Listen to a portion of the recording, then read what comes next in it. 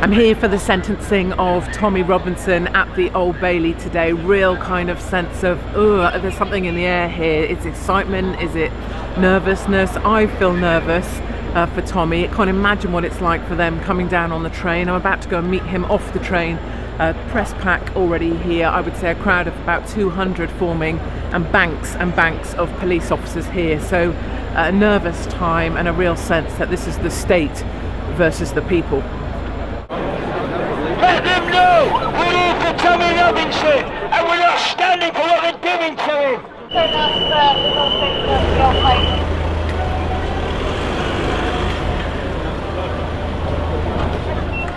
It's not going to turn, are you? How you doing? Doing Kate, you alright? Yeah, you alright? Alright. Yeah. Out with sick.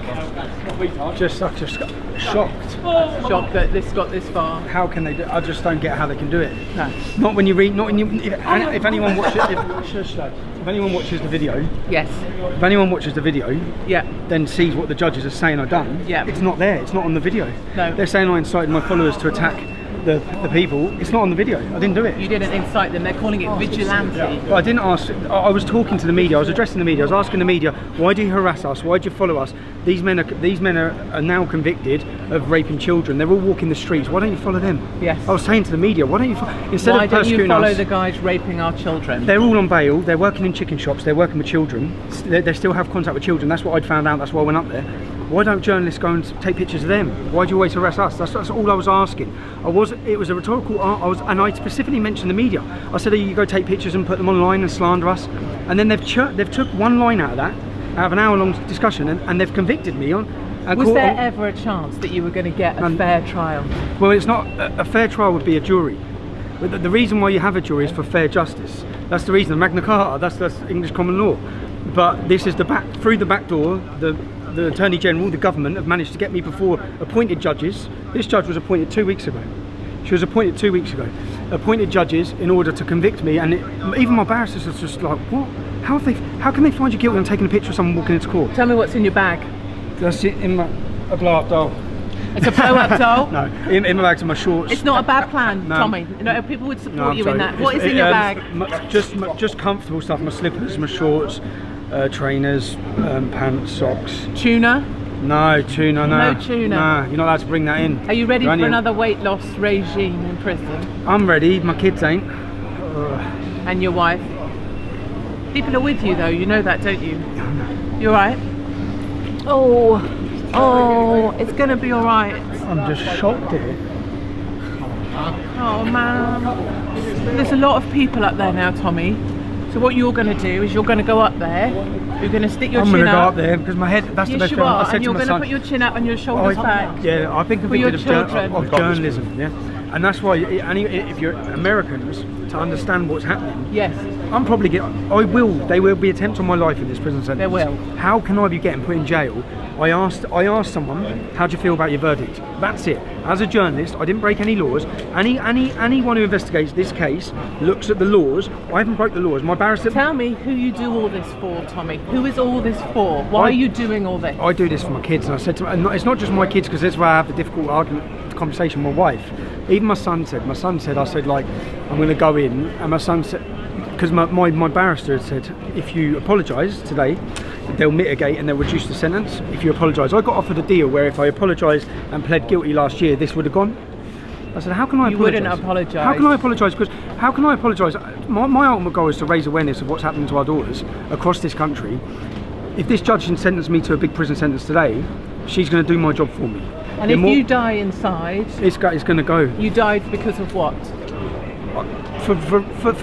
That's what I said. The cause for the cause of our daughters, every single town and city. For people in America to understand, it might happen to my cousin. Yeah, literally, children in every town and city, English children, are being kidnapped and taken. And what they've done now, what they're trying to do, is we worked for years to bring it to the forefront, and then they had to report on it. We had the Rotherham report, And then now, in 2014, the Law Commission told them, the Law Commission done an investigation into contempt of court and reporting restrictions. They advised the Attorney General that they need to create one national website, and all of their little secret trials that they're having should be listed on this one website. They didn't do that. So they haven't done that. And the reason they haven't done that, because if there was one of those websites, you'd go on, you'd look at the website, and you'd see hundreds and hundreds of Muslim names and reporting restrictions, where there's cases going on now across the country. Are you scared?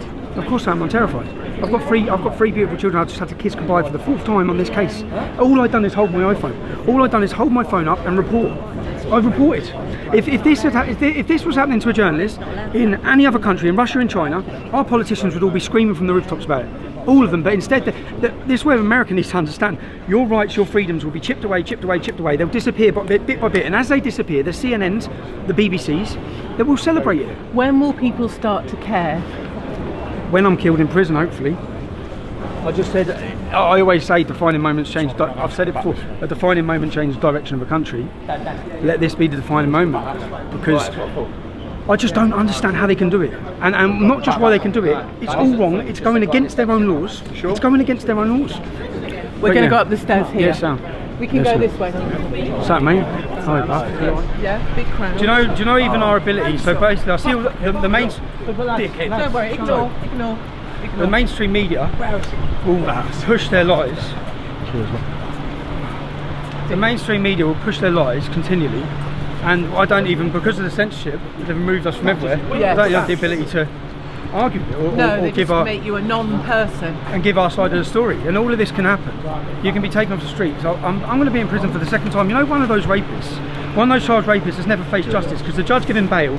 He's gone home to Pakistan. Yes. I'm about to go to jail for the 2nd time for asking him how he feels about his verdict. Do you think do you hear the level of support out in the rest of the UK? People like, you know, my friends, my parents' friends, they see you as a good guy. I see it in every town and city, so if I didn't see it, I'd really get disheartened. But every town and city, I see that the British public, which is where, again, if you're in America, we have been scared into silence. Yeah. Our entire population think things, but they're too scared to say it.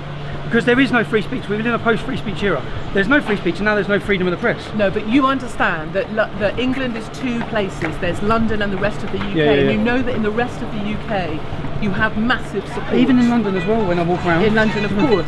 But yeah, the mainstream media, the press aren't allowing people to hear that support. They run their narrative. Like, if you were from another country and you come here and you look at our media, you'd think Donald Trump was hated in the UK. You'd think even Donald Trump was hated. I say if Donald Trump was in England, he'd have been arrested and tried on hate speech.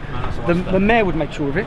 Yeah. Sadiq Khan would make sure. What the dark forces that have been at play in the American elections, in all of the politics in America, are the same dark forces which are sentencing me today. And would you say that you are, you know, ahead of America? Where we go, America follows. America will be right behind us. Your freedoms are going to go in the same way. The Democrats would. If the Democrats were in power now, they'd already be going. They'd erode and chip and chip and chip.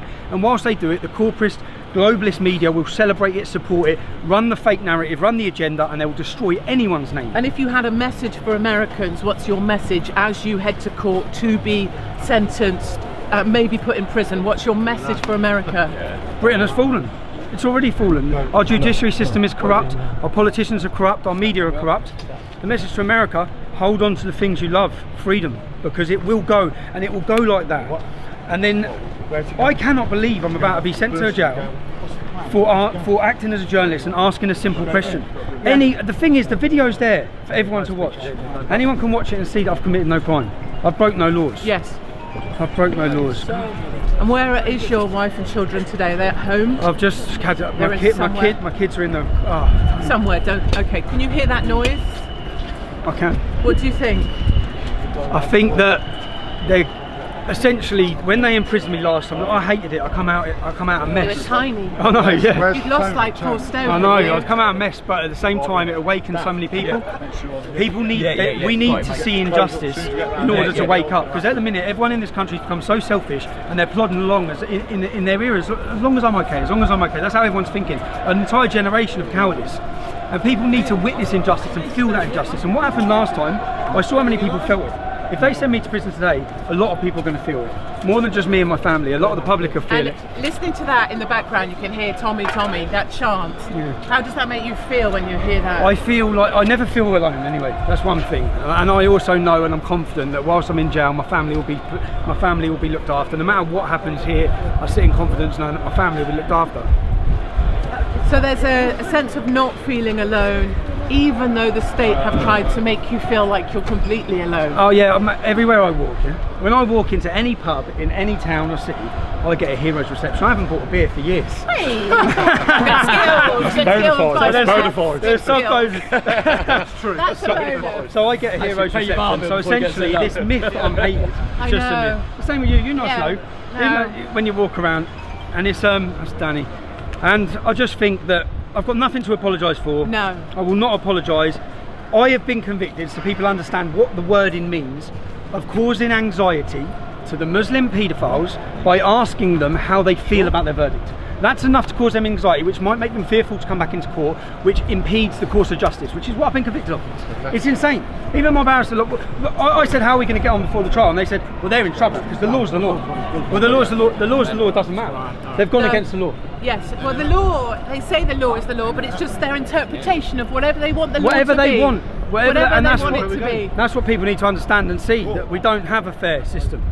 And if you end up in prison for causing anxiety to Muslim paedophiles, majority Pakistani Muslim paedophiles. Who have been on bail for 2 years, who have been walking around, one of them. I thought it was left there. It is left, isn't it? It's left. Well, I'll tell you what, we can't go to prison if we don't go to court. I know. Supposed to go with him just for 24 hours. So I see the passion in everyone else. I understand how much it means to everyone else who doesn't feel like they've got a voice. This is the government's attempt to silence that voice for everyone. If they can do this to me, they can do it to you. They can do it to everyone.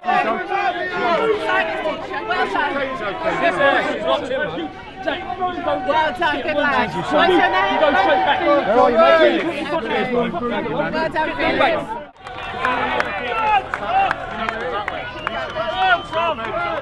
Tell us about the asylum claim. Has there been any response to it? I've been caught for doing what you've just done. This is contempt of law. That's what I've been convicted. You're a journalist. Please have a conviction. That's a bit of a snowflake attitude. If you don't mind me saying so, I'm just asking some questions. That's a bit of a snowflake attitude. I'm just asking you questions. I'm telling you, I am being sent to jail for doing what you've just done. I'm not saying what you've done is wrong. I'm saying that there's no reporting restrictions on this case. No, my conviction was for causing anxiety to Muslim paedophiles. That's my conviction. Nothing to do with it. So why? Tell me the asylum claim. What response did you get? You tell me what happened to the response to the asylum claim. I've had a great response. Persecution. How can I be sent to prison for asking a paedophile how he feels about his sentence? That's all I ask. Anyone can watch a video. You can spread your fake news lies for the corporate globalist media wherever you want. No one trusts you. No one believes you. That's why everyone follows me. So why are you asking for asylum then? Well, I'm asking for it because there's 6 Muslims in jail now who want to kill me because I'm being imprisoned illegally. You were in prison last year. Were you in prison last year? No, I spent 3 months in solitary confinement. My mental health was damaged, and they know that intentionally. If I spend 10 years in solitary confinement, it will destroy me. I know that. Pleasure to meet you. Can I have a lovely talk with you? Tommy! Cheers, boys.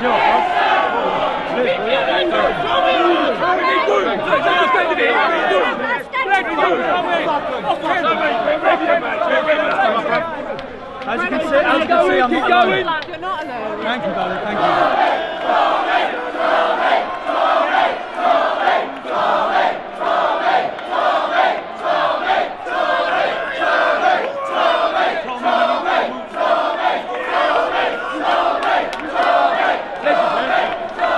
And in this moment, he really is part of something much bigger. An army of patriots, proud and loyal, wanting to stand up for a better Britain. All these silenced voices suddenly louder than ever before. But as Tommy takes his bags and hugs his mates, it's him alone that has to face the courts. Which way are you going in it? One man, standing up for our daughters against the system and the state.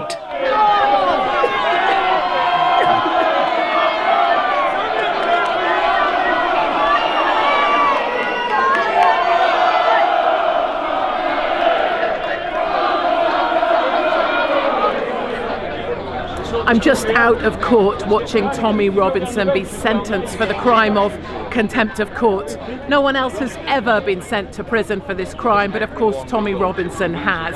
In fact, the judge said there's no sentencing guidelines for this type of crime. What she said essentially was that she needed to make an example out of Tommy to deter other people from doing the same. So he's actually got 19 weeks because of time already served. He will only have to do half of that in prison. So half of 19 weeks is what Tommy will actually spend inside jail. But I think just as a mother, watching Tommy go down behind the perspex glass, go down those stairs with all the keys going and the prison officers, there's a real sense of, you know, what is this country doing to a guy who was just using his phone, repeating information in the public domain? This really is the state versus the people. But what's a great thing to see here today with so many people gathered is that the people still haven't given up.